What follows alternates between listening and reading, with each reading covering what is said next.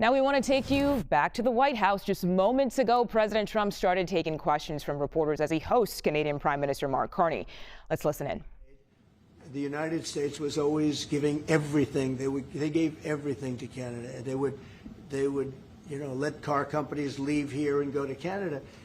But that hurts the United States. And, other presidents didn't see that. They weren't business oriented. They might have been good politicians in some cases, not in all cases. They were bad at both.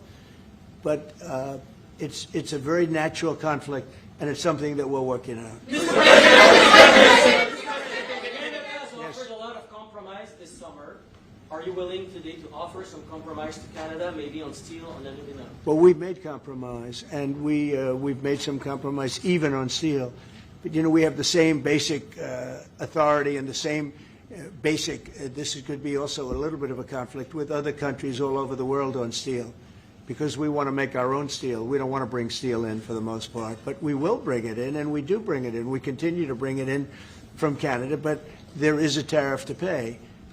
And I think that would be a normal thing to say, but we've come a long way. I think, Howard, we can truly say. Do you want to make a comment on that? Well, I think the opportunity to work together, but as you said, there's conflict.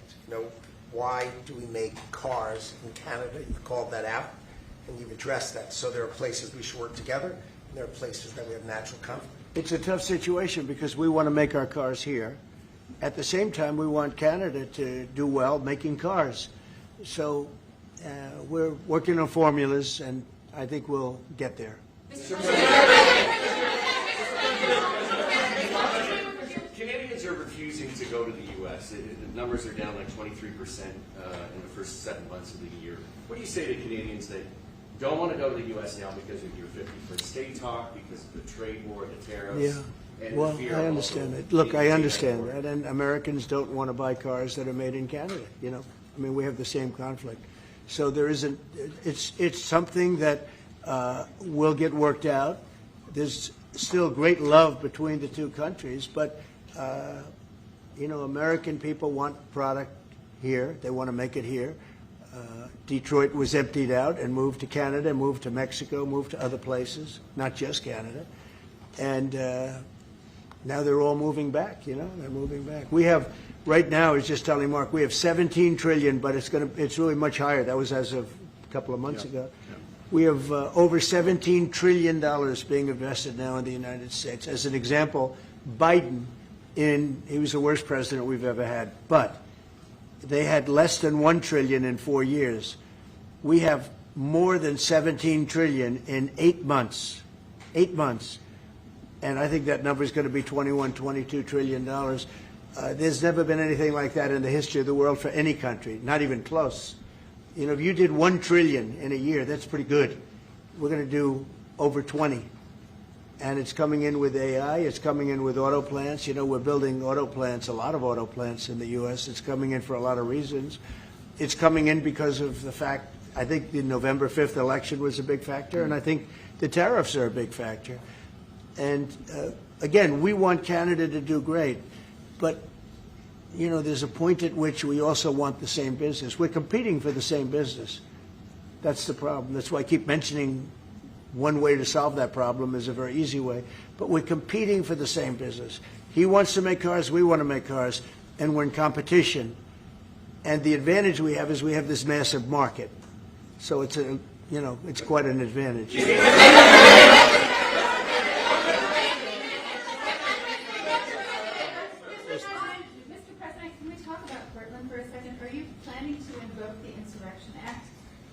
That would be, a very long-standing law that's been on the books. Yeah, well, it's been invoked before, as you know. If you look at Chicago, Chicago's a great city where there's a lot of crime. And if the governor can't do the job, we'll do the job. It's all very simple. They probably had 50 murders in Chicago over the last 5, 6, 7 months. Many people were shot. And then the governor gets up and he says, well, we can handle it. They can't handle it. They don't know what they're doing. The mayor is grossly incompetent. He's at a 4% approval rating in Chicago. He's at a 4%, lowest approval rating, lower than even de Blasio had, which is hard to believe in New York. I thought de Blasio would always maintain that record, but the Chicago guy is even lower. So I think that we want safe cities. If you look at D.C., you would right now, Mark, you could go out, take your family out to dinner, you could walk right down the middle of the street. There is no crime in D.C. When I got here, this place was a raging hellhole where people would come from Canada, people would come from other places and end up getting shot. Nobody's being shot. The National Guard's been unbelievable. I mean, they are strong, tough guys. You know, we won something at the Supreme Court, which is a big deal, merit. Everything now in this country is merit-based. I didn't think I'd ever see it again. And we have our soldiers are merit-based, too, and they're central casting. And they walk through that town, and I'll tell you what, this place is safe. It's beautiful. Now we're in Memphis, and the same thing's happening. You're getting the reports. The bad guys are saying, we don't want anything to do with this. And we're removing many people. In D.C., we took out 1,700 career criminals and sent them back to the countries from which they came, mostly led out by Biden and his people that had an open border policy. And, you know, Canada, you suffered because of that, too, because they'd come here and they'd go into Canada also. So we're like a buffer for that in terms of Canada suffered greatly by Biden and the open border, the policy of open border, totally unchecked, totally unvetted. And these people were, you know, if you got 5%, 2%, now you were getting a lot of bad people. And we now have a closed border. You've done well. Yep. We have a closed border, and it's a really closed border. In fact, for 4 months, I don't even know if this is possible, but the figures were released. 0 people were able to come into the United States from the southern border. 0. And as you know, we've taken a very hard stand on drugs. This is also benefiting you. A lot of we call them the water drugs, the drugs that come in through water. They're not coming. There are no boats anymore. Frankly, there are no fishing boats. There's no boats out there, period. If you want to know the truth, we're saying, does anybody go fishing anymore? The fact is we knocked out, probably saved at least 100,000 lives, American lives, Canadian lives, by taking out all those boats coming in. So it's, and now they don't come in that way anymore. Now they'll come in other ways, and we're not going to allow that either. So we've done a great job on that. But on crime, Chicago's a great city, but you can't be a great city if you have murders and if you have a lot of problems, and they do. And they have an incompetent policy, just like they had open border policy. Anybody could come in. They came in from prisons. They came in from mental institutions, drug dealers. They came in from all over the place, and we don't have that anymore. This country is becoming we're a very strong country. Look, financially speaking, I would say that because of the tariffs, because of the election, because of the policy, because of the great, big, beautiful deal, it's what I added the word great because it really is. It's the biggest bill ever passed in the history of our country. We don't need another bill. It's the biggest tax cuts, I mean, when you think no tax on tips, no tax on Social Security, no tax on overtime for the people. But far beyond that, what it does is incentivizes auto plants and AI and all of the things that nobody's ever passed a bill like it. We don't need another bill. We don't need any more bills. I said, let's get it all at once. I was greatly helped by our Speaker, Mike Johnson, and by the Senate. I'll tell you what, John Thune's both of those guys have been incredible. And we got a bill passed that I said, let's see if we can get it all done. Because these Democrats are like insurrectionists, okay? They're so bad for our country. Their policy is so bad for our country. I said, let's see if we can get it all done and everybody said it's not doable. Because it's the biggest bill ever passed in the history of our country. And we got it all done. We don't need anything else. We got everything we want. And now, because of that, that's a big reason why the companies are coming in. You know, 1 year depreciation, 1 year write-off, 1 year expensing. Nobody's ever seen anything like it. So they're coming in from all over the world. But to have a great country, you can't have crime. And we don't have crime, but we have cities where there's tremendous crime. And Chicago's one of them. And if the governor can't straighten it out, we'll straighten it out. Thank you. A question. a question for the Prime Minister. Do you remain Mr. committed Carney, to, Mr. Prime Minister, I'd like to know how come the UK and the European Union have succeeded to sign deals and bring the tariffs down, and Canada still hasn't been able to do the same? Yeah, because they're not located right next to each other. It makes it, in many cases, it's much better and easier. But yeah, and if I may, let's be clear about the relationship as it stands right now. We are the second largest trading partner of the United States. We do a lot of trade going across the border where we're cooperating, first thing. Secondly, we are the largest foreign investor in the United States. $500 billion in the last 5 years alone, probably $8 trillion in the next 5 years if we get the agreement that we expect to get. Thirdly, there are areas, as the President just said, where conflict, maybe not so much conflict, we compete. There are areas where we compete, and it's in those areas where we have to come to an agreement that works. But there are more areas where we are stronger together, and that's what we're focused on. And we're going to get the right deal for America, right deal, obviously, from my perspective, for Canada.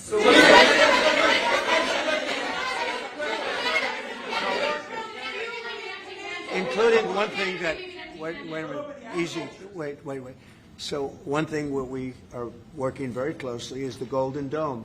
That's the protective mechanism, and you see how that works. It's unbelievable. Ronald Reagan wanted to have it, and at that time they didn't have the technology, even close to the technology, but he was advanced, and we'll be working together on a Golden Dome for the two countries, and it's something that I think is going to be very important, especially when you look at the world, you look at what's happening. We want to have that protection. It's really amazing. The technology is unbelievable.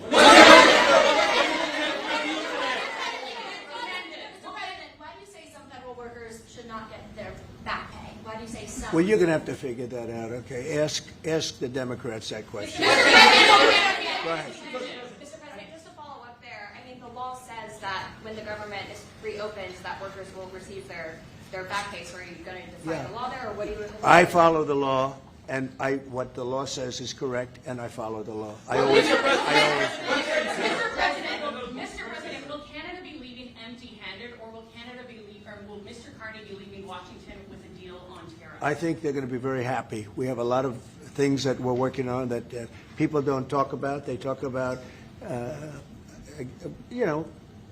competitiveness. She's a very competitive person, and they talk about things that we don't necessarily agree on. But I think they're going to walk away very happy. I think so.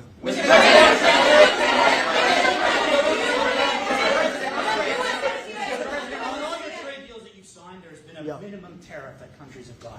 When USMCA gets renegotiated, do you want a minimum tariff on goods between Canada and the U.S.? Well, we're going to have tariffs between Canada, and, they have them with us. I will say with our farmers, as you know, they went up to as much as 400%, 250, 300, and even one at 401. We found one having to do with a very small product, but it was high. So we've always had tariffs between the two of us, and actually, Canada was charging us very high tariffs on our agricultural things, a lot of our agricultural product. And that's one of the things that we talk about for bringing that down. So, this is a mutual thing, but we've been charged tariffs. Look, we're the king of being screwed by tariffs, just so you understand. And I'm not talking about with Canada. I'm talking about with countries all over the world. When you look at Europe, when you look at China, when you look at all of the almost every country charged the U.S., we didn't charge them because we were led by stupid people in many cases. Stupid people. They took advantage of our country. They're not taking advantage of us anymore. If you looked at European Union, they're all my friends. I don't blame them. I blame our presidents. I blame our past presidents and, business leaders. But we are the king of countries that have been taken advantage of. For many, many years, we've been paying trillions and trillions of dollars and receiving nothing at all. As an example, prior to the deal with Europe, where they pay a lot of money, but they're happy and I'm happy. The deal was good. It's a fair deal, but it wasn't fair. You couldn't put a car into Europe. You couldn't sell your agriculture into Europe. You couldn't do anything. And now we have it so that it's open. We charge them tariffs. We didn't charge them tariffs a car. They charge us tremendous. I said to Angela Merkel once, I said, how many cars have gone to Germany from the United States? And she said, well, I don't believe any. And I said, you're right. You're right. Well, that doesn't happen anymore. And they're paying a fair amount. It's just a fair amount. It's not, I could ask for much more. It's a fair amount. But the United States now is using the same thing that they've used on us. And I just can't believe it's taken presidents so long to do this. And again, we're going to treat people fairly. We're going to especially treat Canada fairly. But I can't believe it's taken so long where we get charged and don't charge them. Japan was a good example. We made a deal with Japan. You saw that, Mark? A deal with Japan. It's a much different deal than we've had in the past. But they would send us millions of cars, no charge. We weren't allowed to send them cars. We sent them no cars. I doubt you had one car go into Japan because we were restricted. They didn't want our cars.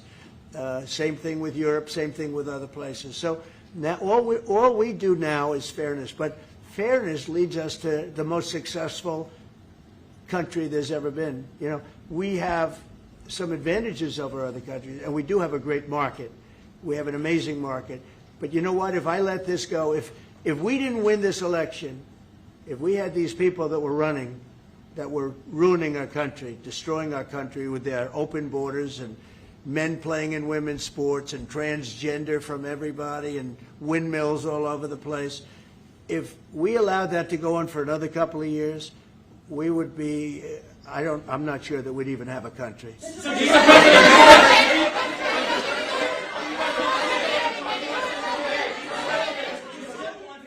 Yeah, Brian. And by the way, I'm not sure we would have even had a country. And now we have the most successful country in the world. Brian? Yes, sir. What is your message to Democrats ahead of a next vote to open up the government? The American people are saying, open the damn government. What's your message to them right now? Well, they're the ones that started it. They're the ones that have it. And it's almost like a kamikaze attack by them. You want to know the truth? This is like a kamikaze attack. They almost, you know, they have nothing to lose. They've lost the elections. They've lost the presidential election in a landslide. I saw the other day where Kamala said, this was a very close election. This was one of the biggest sweeps that anybody's ever had. Won the popular vote by millions, won the Electoral College by a massive amount. They said, if I got 270, that would be great. But I got, I think, 312 or 315, and they got 220. So, you know, we won that. But we won counties. The big thing is counties. So out of all of the counties, thousands and thousands, we got 2,500. They got 525. It was a landslide. And we listened, oh, yes, it was close. It was one of the greatest victories ever. And it was a mandate to do what we're doing. And I hope, and Mark wants this as much as I do, we are very close to making a deal on the Middle East that will bring peace to the Middle East. After all of these years of millions and millions, tens of millions of people being killed, there's a chance to bring peace to the Middle East. In addition to that, I made 7 other deals, and they're, you know, great. And we're, you know, things are happening with respect to Russia, Ukraine.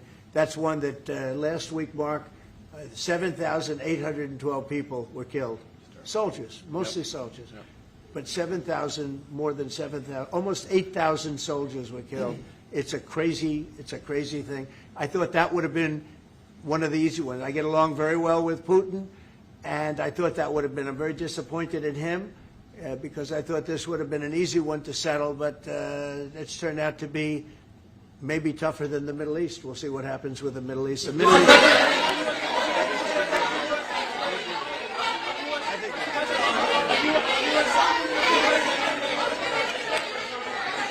Go ahead, behind, yes. Is the fentanyl crisis over with Canada, with the Canadian border? Is what? The fentanyl crisis. No, it's not over. It's never, I think it's never going to be over, frankly. But they've done, Canada's worked hard, and they've done a much better job than in the past. We have very few people coming in through our southern border, too. We've worked with Canada, and we've worked with Mexico, so we've made it a lot better. Look, 80 is too much. Well, wait.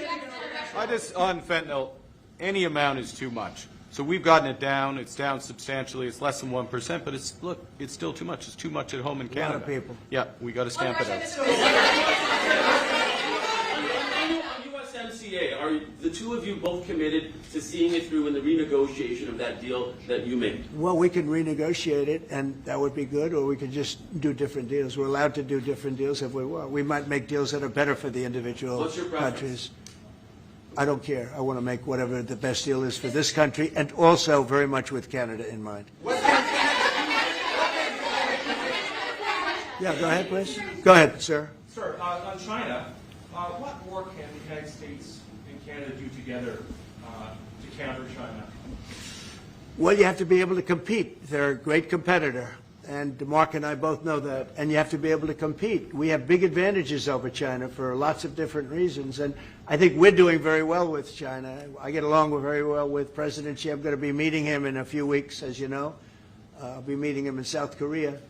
But we've had a very good relationship for a long time.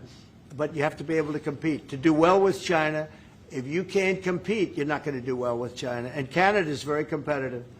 I can tell you that. Canada is a very competitive country. And I think Canada's done very well over the years with China. Yeah, we have. But we'll do better together on that. Mr. President, on Golden Dome, Middle East, what guarantees are you giving your Arab partners that Israel will not resume its offensive after the hostages are released? Well, the primary guarantee is once this deal happens, if it does happen, look, they're in negotiations right now, we are going to do everything possible. We have a lot of power, and we're going to do everything possible to make sure everybody adheres to the deal. Okay? Are you concerned about the delays at airports, and how do you see the shutdown moving? Oh, sure. I mean, it's they're all Democrat delays. There are delays at the airport. That's standard. And again, this is something that every day we put forth a bill. It's just a continuation. It's a very simple thing to sign and very simple to do. And I really think that these are people that I think they have nothing to lose. They have a party that's out of control. They have no leader. Nobody knows who the leader is. I look at people with very low IQs like Crockett, this woman Crockett. I never met her, but she's a low IQ individual. I look at AOC talking about how if they want to negotiate, they can come to my office. She's not in that position to do that. And who the hell is she to say that? And then I watch Nancy Pelosi not knowing what to do. I watch their leadership. Look, Schumer is petrified of primary because he's not going to win probably against anybody in a primary. You know, Schumer did the right thing, but he handled it badly. Originally, a year ago, he did probably the right thing, but he handled it badly. I think Schumer's incapable of making a deal. They are a mess. They're a party that has no leadership. They have, and they have no policy. You know, I think we have great leadership, but we also have great policy. We have strong borders. We have no men and women's sports. I mean, basic things. We're not going to take your child away and change the sex of your child. We're not going to do things like that. What they're doing to the country is so incredible. And they got away with it with all their woke crap, and now it's stopped. And we have a country that's based on common sense and strength and intelligence. I mean, we have the United States of America, and I say it all the time. Other leaders have told me this. Mark hasn't yet, but I think he would. A year ago, we were a dead country, and now we are the hottest country anywhere in the world. Maybe Canada. I'll give Canada, but because I do like Canada. But you know, we're the hottest country in the world right now. There's never been a country that has the kind of money coming into it. There's never been anything like this. There has never been a country that if you take $1 trillion, that would be unbelievable. We're going to have over $20 trillion invested in this country. There's never been anything like what you're seeing, and it's based on good policy and common sense and leadership. Yeah. Mr.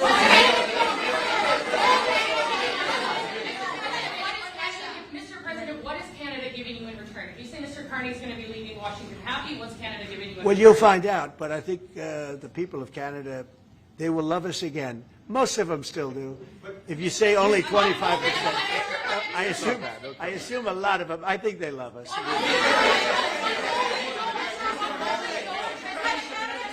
And you know what? I'm not the biggest hockey fan, but I like it a lot.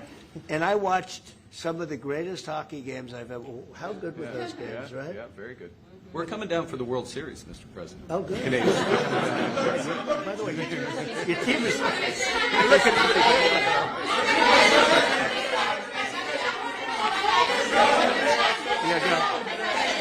President, will you sign a trade deal with Canada that doesn't include supply managed goods like dairy, for example? If the federal government. Well, a deal would include dairy. I mean, it's going to include everything. We'll do a comprehensive. Have you identified programs to eliminate under this shutdown? Oh, sure. Which ones? We have a lot. I'm not going to tell you, but we'll be announcing it pretty soon. But we have a lot of things that we're going to eliminate and permanently eliminate. You know, one of the things that we have is some advantage, you could say, but because of the shutdown, which I think they made a big mistake, we're able to take out billions and billions of dollars of waste, fraud, and abuse, and they've handed it, on a silver platter. And you know Russell Vogt, he's a serious person, very serious person, and he's sitting there and he's getting ready to cut things. And this is something that was handed to us by, I assume, Schumer. I just don't know if Schumer has any power anymore. I look at your leadership. I don't know who to speak to. I'll tell you what. I'm getting calls from Democrats wanting to meet. I never even heard their names before, and they're claiming to be leaders. The Democrats have no leader. They remind me of Somalia, okay? And I met the president of Somalia. I told him about the problem he's got. I said, you have somebody from Somalia who's telling us how to run our country. She's from Somalia. He said, would you like to take her back? He said, no, I don't want her. Okay, you know who I'm talking about? Say it again. How many permanent jobs are you talking about to be eliminated? Well, I can tell you, I'll be able to tell you that in 4 or 5 days if this keeps going on. If this keeps going on, it'll be substantial. And a lot of those jobs will never come back. But you're going to have a lot closer to a balanced budget, actually. Is there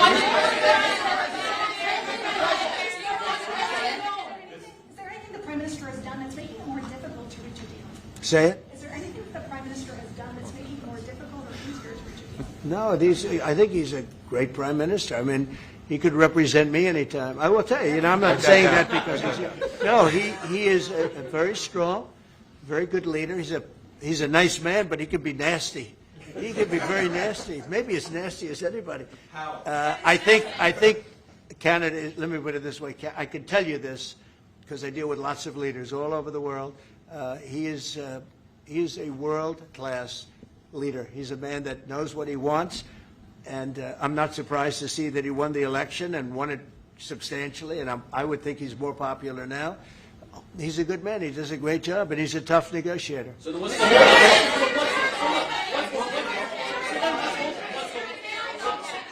what's holding things up? If he's a great man and you want to do a deal with Canada, why aren't you? Because I want to be a great man, too. Thank you very much. Thank you, everybody. That could have been. I think we got that one. That could have been. Thank you very much. Thank you. And you have been listening to President Donald Trump there at the Oval Office, and seated next to him is Mark Carney, the Prime Minister of Canada. The president took a multitude of questions from reporters. He talked about a possible trade deal with Canada. He talked about the ongoing war in Gaza. He also talked about just what is going to happen when it comes to the government shutdown. So we're going to bring in CBS News Chief White House correspondent Nancy Cordes because she also listened in to those remarks. And Nancy, I have to ask you, what stood out to you from all of what the president had to say there? I'd say there were two things, Mugo. They have to do with the ongoing threat of layoffs of federal workers if this shutdown drags on, and on the question of back pay, which has suddenly arisen just this morning for federal workers. First off, the president renewed his threats that if this shutdown drags on, if Democrats don't give up their demands over health care, that there will be massive layoffs that will come about and that some of these jobs won't come back. This is something that the president has been vowing since the beginning. At some points, he has indicated that the layoffs are imminent, that they are happening right now. Then he seems to sort of push them off and dangle them as a possibility in an effort to put pressure on Democrats. So at this point, he is still projecting that they are going to take place at some point in the future. And he's saying they're going to be truly massive, numbering in the thousands, but not much more detail than that. And then when it came to the question of back pay and whether federal workers will indeed be getting paid if they miss a paycheck or two before this shutdown fight is resolved, the president said that it depends on who we're talking about. Some will be taken care of and others won't. It wasn't clear what he meant by that, which federal workers would be deserving of back pay and which ones wouldn't be. That's simply not the way that this has ever been handled in the past. Generally, all federal workers, regardless of what they do, regardless of whether they've been furloughed or have been kept on the job as essential workers throughout the shutdown, just not getting paid, typically they all get made whole once the government reopens. But today, for the first time, President Trump signaled that he might be open to another approach where some people get the money and others don't. Well, you shall wait and see what happens. Nancy Cordes at the White House for us. Thank you so much for your time.